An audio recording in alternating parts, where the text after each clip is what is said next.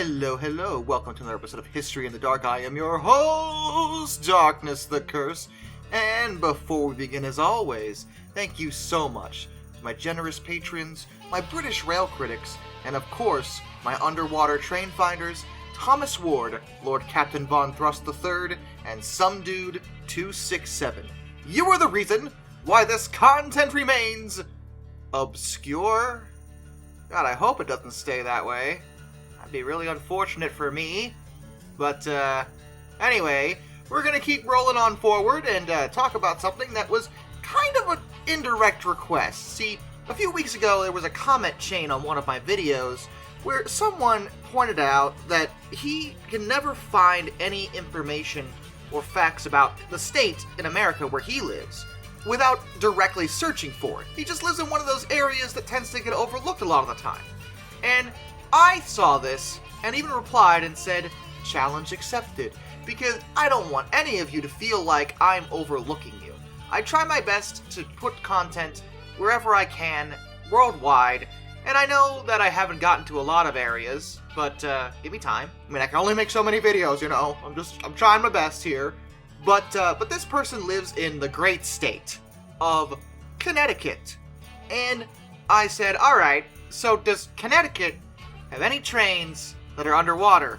And the answer is, yeah, it does. It actually totally does. At least it's believed that it does.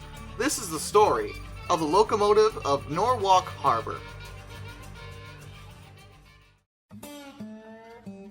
Norwalk Harbor is a recreational and commercial harbor that sits the estuary of Norwalk River in Norwalk, Connecticut, in the United States. There are a handful of bridges over the innermost portion of the harbor, and one of them is known as the Norwalk River Railroad Bridge, sometimes just called the Walk Bridge. This bridge was built in 1896 by the New York, New Haven, and Hartford Railroad to replace an older bridge that was utilized by what was known then as simply the New York and New Haven Railroad. Both bridges are what are called swing bridges. A swing bridge is a movable bridge, not dissimilar from a drawbridge, but works in a different way.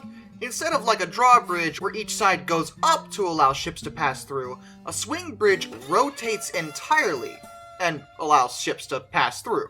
This is super relevant to today's topic, as it is the reason why there may be a locomotive underneath it. On May 6, 1853, when the original bridge was still in place, and the lines were operated by the New York and New Haven Railroad, a tragic accident occurred. At 8 o'clock that morning, an express bound for Boston, Massachusetts, left New York with about 200 passengers on board. The locomotive in question is a little obscure. I couldn't figure out exactly which one it was, but based on the era and what locomotives the railway was known to use, I'm gonna go out on a limb and say it was probably an American, because they all used them. It was the most common type for decades. The engineer that was supposed to run the express that day didn't show up to work, so a substitute driver was put in his place, and it was only his third time running that route. The train consisted of the locomotive and the tender, as well as 2 baggage cars and 5 passenger cars. Now, the swing bridge had a signal on the line to let trains know if it was open or not, because naturally you need to stop if it's open, because you ain't getting through. However, the engineer completely missed the signal, and he only noticed the bridge was open when he came within 400 feet of the thing. There was no time to stop. He applied the brakes and reversed the engine, but it was too late. Both the engineer and the fireman were able to jump clear before the train crashed, but the engine flew across the 60-foot gap and struck the center point holding the bridge up. The baggage cars landed on top of the locomotive, and the front of the first passenger car was crushed against the baggage cars and then submerged. The second passenger car came to rest on top of that one, and a third passenger car hung off the side of the gap and actually snapped in two, with its rear still remaining on the track. A total of 48 people were killed, and 30 were injured, and 8 were simply reported missing. Another interesting fact is that many doctors were traveling on board that express as they were returning from the 6th annual meeting of the American Medical Association. 7 of them were killed, but the ones that were alright were there to render assistance to the injured, and one Dr. Gurdon Wadsworth Russell actually wrote an account of the accident for the Hartford Courant. He paints a very grim picture of the situation. At the time of the accident, it was the worst railroad disaster in American history, and the railroad had to go into damage control as the general public began to think the trains, or the bridge itself, might be dangerous, even though it was pretty obvious what happened here was the engineer completely screwed up.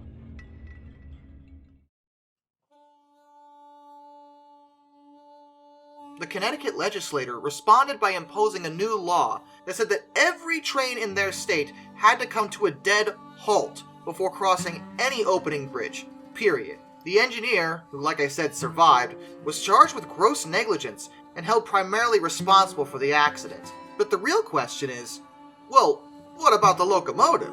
Well, that's the thing. There's no record of that locomotive ever being recovered. Not one. Not a single one. And the topic of this became relevant very recently when the Connecticut Department of Transportation, otherwise known as ConnDOT, started the process of possibly replacing or at least rehabilitating the walk bridge over the innermost portion of the bay. You know, the one that replaced the old bridge, the locomotive went in. Because according to them, as far as they know, there's no record of that locomotive being removed. It's still down there as far as anyone seems to be concerned. Now this was back in 2015. And I haven't found any new information on it since then, so I can only assume that so far, they haven't found anything. After all, their focus was not searching for a lost locomotive, they were just working on a bridge. But that doesn't mean it's not there. If it is there, it means it's been underwater for nearly 170 years, and probably isn't in that good a shape. Since this part of the bay is near the river, but also empties into the harbor, it means it would have been exposed to a mix of fresh and salt water, which may as well just be salt water. Also, it's next to a river, so there's a constant flow, which means this locomotive is actually probably in the worst possible spot to be preserved underwater. It's on the receiving end of the worst possible combination of circumstances, a constant current and salt water. But it doesn't mean there's nothing left of it, although what might be left is debatable. Beyond the rust and decay it has definitely undergone, it also was involved in a pretty major accident. It slammed into the center peg of that old bridge. It had to have taken damage. It had to have. So the condition of this one is very dubious at best. It may have all but disintegrated by now, but it still would be interesting to check, as the reason why ConnDOT had to look into deep underneath the walk bridge is that they thought they might have to remove pylons that were planted in the harbor bed in the 1890s. That's not too far off from when the locomotive went down, so if they're still there, the locomotive might still be, at least in some capacity. Like I said, I haven't found any new information regarding this, so I'm not sure if anyone's ever looked into it, or tried a magnometer, or anything of that nature.